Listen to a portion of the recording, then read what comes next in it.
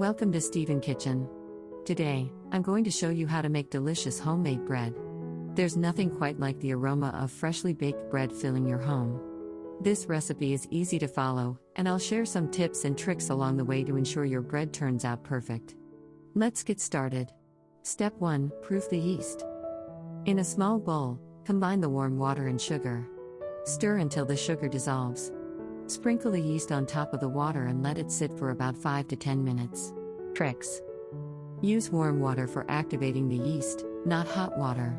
Water that is too hot can kill the yeast. Make sure to knead the dough thoroughly. This develops the gluten and gives your bread a good texture. Let the dough rise in a warm, draft-free place. You can preheat your oven slightly and place the covered dough inside for a faster rise. You can use extra flour if it's too sticky. Step 5. Shape the bread.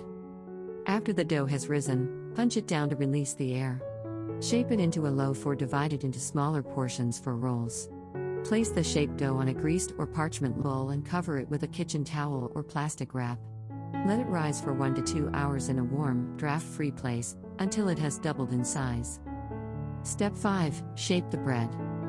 After the dough has risen, punch it down to release the air.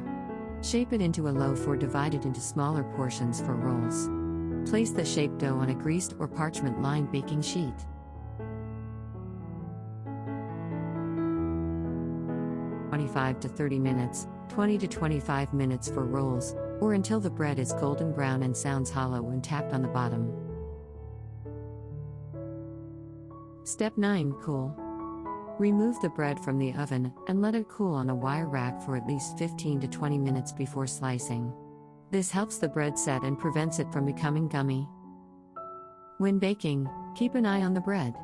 It should be golden brown and sound hollow when tapped. If it's browning too quickly, you can tent it with aluminum foil.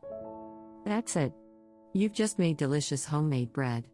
Enjoy it with your favorite toppings, use it for sandwiches, or simply savor it with some butter. I hope you enjoyed this recipe. If you found it helpful, don't forget to like, subscribe, and share this video with your friends. Happy baking!